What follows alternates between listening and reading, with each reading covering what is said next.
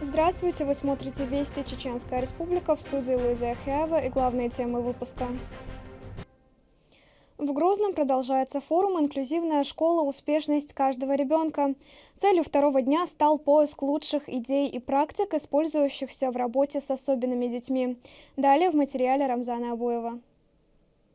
Качество жизни имеет как субъективные, так и объективные компоненты, но в первую очередь это восприятие человека, которое отражает его опыт. С видеоролика о понимании понятия счастья, подготовленные Центром проблем аутизма, открыли пленарные заседания. Главный посыл в том, что субъективное благополучие складывается из баланса между вызовами, которые предлагает жизнь, и теми ресурсами, имеющими в наличии у человека. Тема второго дня в рамках форума «Инклюзивная школа. Успешность каждого ребенка» проходит под названием «Поиск, адаптация и тиражирование лучших практик лаборатория инклюзивного дизайна и формирования дорожной карты». Есть две модели благополучия.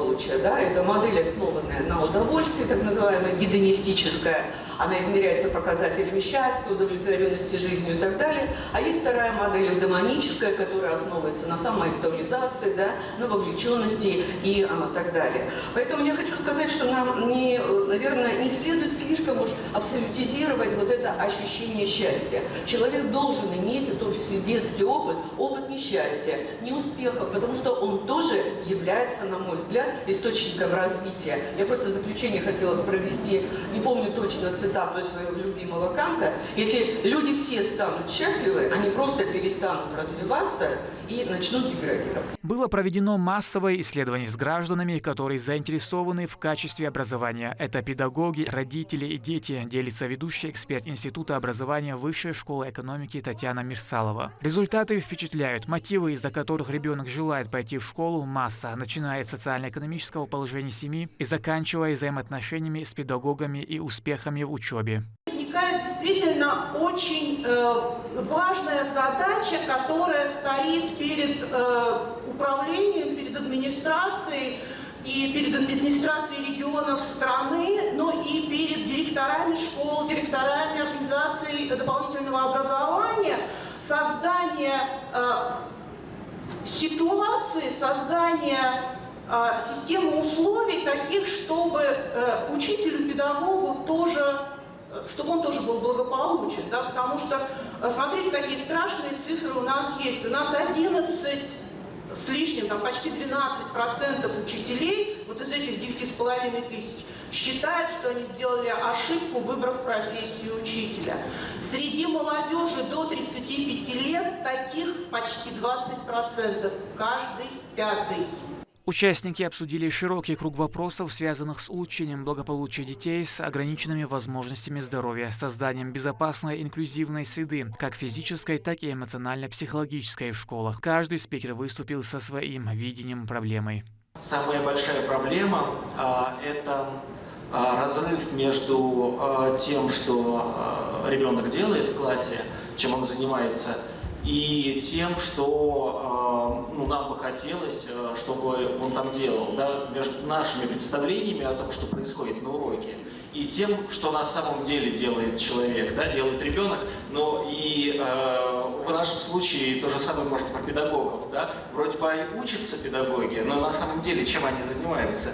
Вот. И мне кажется, вот этим кирпичиком может быть очень внимательное наблюдение за ребенком. Принимает в форуме участие более 1000 экспертов очно и онлайн из всех регионов страны. Для них запланированы также практические семинары, круглые столы, презентации лучших практик и мастер-классы. Вообще сейчас тема благополучия, она больше рассматривается, чем раньше. Потому что раньше думал, что если отличник, то хорошо все. Если там двоечник, то все плохо. Да, благополучие шире, и в том числе у ребят с УВЗ благополучие не всегда точно не меряется отметками. Да, точно не меряется их успехами в учебе, и это очень важный параметр, потому что чувствовать себя успешным, благополучным очень сложно этим ребятам. Ну и какие аспекты? Аспекты для них, я думаю, самое сложное – это взаимоотношения. Это очень важно. Да, и то, что здесь отметили, что для благополучия нужны взаимоотношения близких людей, не просто взаимоотношения, чувствовать себя чем-то частью. Сейчас в очень большом дефиците вот эти программы, и то, что у нас воспитательная работа в России стала одним из таких приоритетов в образовании, это очень важно. В том числе, если мы говорим о том, что дети с особенностями, они тоже включаются и тоже могут подвергаться и буллингу, и другим факторам неприятия, отторжения и так далее. Вот как научиться жить вместе, это, мне кажется, очень важная тема. После участники посмотрели документальный фильм «Сверстники». Герои – подростки с аутистическим расстройством, их родственники, одноклассники и друзья. Он рассказывает о том, как ребята с аутизмом и подростки учатся общаться, понимать и уважать чувства и эмоции друг друга. Картина не оставила никого равнодушным. Инклюзивная школа «Успех каждого ребенка» – это важный проект по развитию данного направления образования в России. Дети с особенностями здоровья обладают особыми запросами в части организации учебного процесса, образовательных программ и инфраструктуры. Рамзан Абуев, Мусар Хаджиев, Вести, Чеченская Республика. Что такое искусственный интеллект, какую роль он играет в цифровой трансформации экономики и как можно получить дополнительное образование по данному направлению с государственной поддержкой, рассказали в ГГНТУ имени академика Миллионщикова. Студентов, магистрантов и аспирантов пригласили поучаствовать в федеральном проекте «Кадры для цифровой экономики». Протестировала модель подобных курсов по искусственному интеллекту Министерство экономического развития России в прошлом году. Туда входят такие направления, как аналитика данных и другие. Планируется, что обучение пройдет более 2000 человек. Курс состоит из 250 академических часов и будет проходить в формате интенсива в течение 3-4 месяцев. Курсы достаточно сложные, поэтому это технические специальности, это IT-факультеты, это физмат-факультеты приветствуются, либо склад ума, если человек считает, что для него это интересно, и у него есть уже начальные знания, базовые знания по этому направлению. Сегодня, как показал опыт прошлого года, мы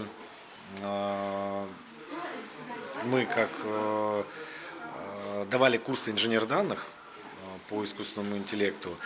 Вступительное испытание прошло примерно 80% желающих. То есть это нужно обладать первичными знаниями в IT-сфере. Закончить курс удалось порядка 70% заявителей, так что да, это сложный, но очень интересный курс. После него такие представители компаний, как Почта России, РЖД, Россети, Digital, именно отсюда черпали кадры для своих департаментов искусственного интеллекта. Традиционно в месяц Рамадан региональный общественный фонд имени Ахмата Хаджи Кадырова раздает малоимущим регионам мясо. В этом году под акцию попадают семьи участников СВО. Далее расскажет Мадина Кураева. 250 голов крупнорогатого скота разделили по всем районам республики для семей военнослужащих, участвующих в СВО и малоимущих. Такую масштабную акцию традиционно проводит региональный общественный фонд имени первого президента Чеченской Республики, героя России Ахмата Хаджи Кадырова.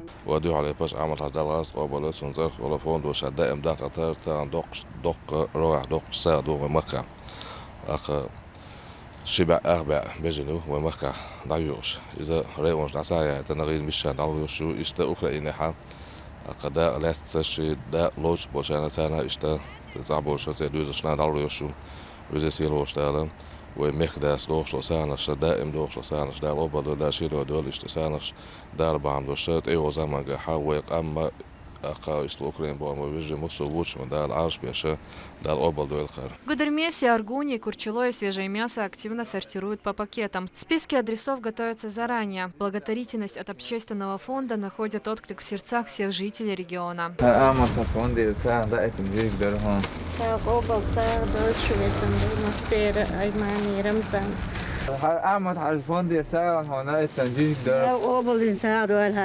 إذن وقنديات أعمد الشيخات سان تيرا وين ما سان تيرا سو رمضان حجين تيرا إيماني حجين تيرا قاويت أمتع وتوبوسو بجر تيرا راقوب الإنسان ويلهر دا ساد ويلهر مؤسسان تيرا باش تيرا أعمد حجين تيرا Рамзан хажин тира масад ирда сад ватун хон доккул да сад вазде да обл дуашаса. В Наурском районе помощь получают более 700 семей. Для каждой подготовлено по 2 килограмма мяса, а пакеты доставляют прямо домой. Жители благодарят за такое внимание Аймани Несиевну и Рамзана Кадырова. Рамзан Ахмадович дерес хулкасал альтернатун аркачитана тодитсадарна юга дерес хулсун дал облса дожсунар. Дерес хулвезин бе май мехден Кадыров Рамзан тунан Айманина дал облса да дохпук дуди деч ахшада масана алхунас масан хаквачи тун хазнесан дохпук колхона. Дал обл дейл. Цомели лоштаг цу цундас лелинак цу В это священное время для мусульман региональный общественный фонд имени Ахмата Хаджи Кадырова проявляет трепетную заботу и внимание к жителям, как того и требует религия ислам. Мадина Кураева, Магомед Басаев, Магомед Бараханов, Вести, Чеченская Республика.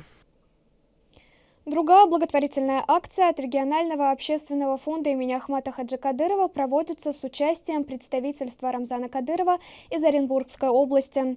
Подробнее в следующем материале. В последние дни Рамадана региональный общественный фонд имени Ахмата Хаджи Кадырова старается помочь как можно большему количеству людей. Задействовано даже представительство главы Чеченской Республики в Оренбургской области.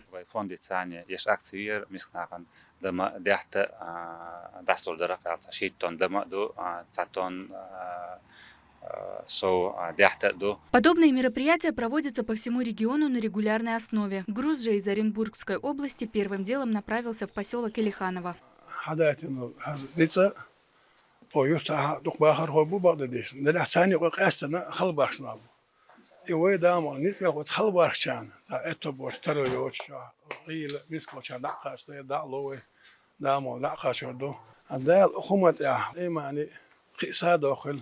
دال شاش ليلو شا بيركت ديل إليلا دال إتوبيل دال وش من عالش من لرد ديل خوي صور دال شا دق ساقة دق قمدو. У администрации поселка и имама, как правило, есть списки нуждающихся. После разгрузки по нему и начинается раздача продуктов.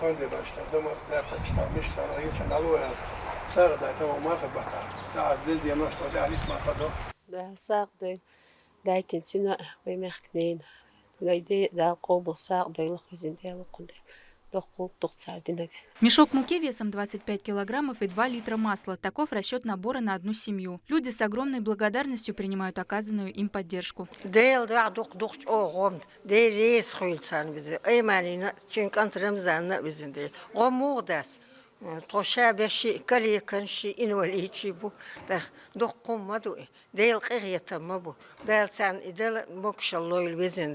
На одном дворе по улице Школьной живут два брата Алиевых. Для них и их семей это хорошая поддержка.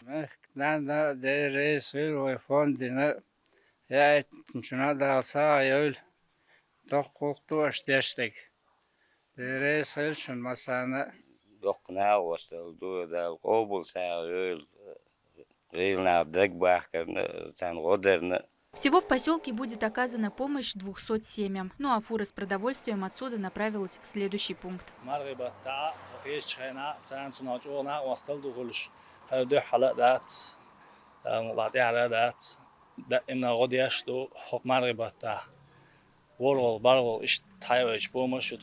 Сонвай региональный общественный фонд Кюгел хочет Аймани Несиевна Уэмехтен Рамзан Ахматовича Дейлрейс Хулалдулерт Дайлдиканс Бехамбол Ашмялли Лошталма. Всего в Дубаюрт направлено 100 продуктовых наборов. Именно такому количеству семей здесь будет оказана помощь. В преддверии Ид-аль-Фитр любая помощь имеет огромное значение. Тем более мука и масло – такие необходимые продукты, входящие в рецептуру многих блюд по обыкновению, украшающих праздничный стол. После разгрузки помощь доставляется адресно. Одно из первых в списке – семейство Абдурзаковых.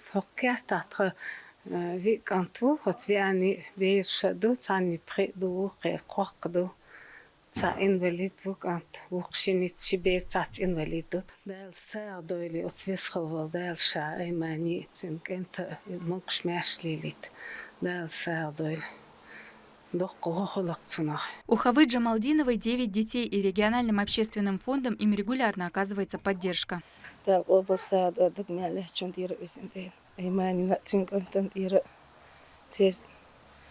В общей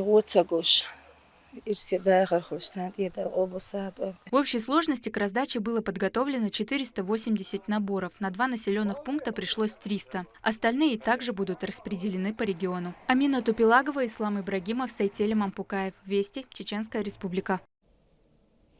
Акция «Дети детям» прошла в реабилитационном центре для детей и подростков с ограниченными возможностями здоровья имени Тарамова. Мероприятие проводится не первый год и уже стало доброй традицией. Организаторами являются Школа интеллекта Брайнекс, Логоцентр и социальная организация Хайра. При участии сотрудников компании «Декарат», Федеральной службы исполнения наказания, а также департаменты по взаимодействию с религиозными и общественными организациями, администрации главы и правительства малышам раздали сладкие подарки. Проводит эту акцию уже 3-й год подряд. И сегодня, иншаллах, по воле Всевышнего Аллаха, мы изготовили и подарили детям 130 наборов подарков. Данная акция проходит ежегодно, то есть приурочена в данном случае ко дню священного месяца Рамадан. Это помощь особенным детям. Благодаря подобным акциям мы пытаемся немножко поддержать маму, семью особенного ребенка и доставить радость ребенку. В Грозном состоялся показ документального фильма «Чечня и мир», снятого киностудией «Хронос». Режиссером выступил член Союза кинематографистов России Дмитрий Семибратов. Картина повествует о диких животных, которые покинули территорию Чеченской Республики в военные годы. Сейчас они возвращаются в свой родной край. Популяция быстро восстанавливается, не без помощи преданных этому делу людей. За время съемок команда киностудии побывала во многих районах и познакомилась с бесчисленным количеством интересных людей, многие из которых снялись в фильме. Он уже был показан на 15 кинофестивалях страны и получил ряд наград. Съемки осуществлялись при финансовой поддержке Министерства культуры Российской Федерации и организационной помощи Министерства природных ресурсов Чеченской Республики. Мы заинтересовались этой темой, начали узнавать, и тема показалась интересной. Во всяком случае, наша попытка рассказать о войну, она не в лоб, а через именно природу. Огромное количество районов мы проехали, и уже во взаимодействии с людьми, выслушивая их какие-то личные истории, направления, в которых они трудятся, там либо с животными люди работают, либо с лесом. Мы для себя выбирали наиболее интересные какие-то моменты и, соответственно, так определили героев. Именно путем поиска, знакомства личного, чаепития совместного. На этом все. Следите за новостями в наших социальных сетях и на платформе «Смотрим».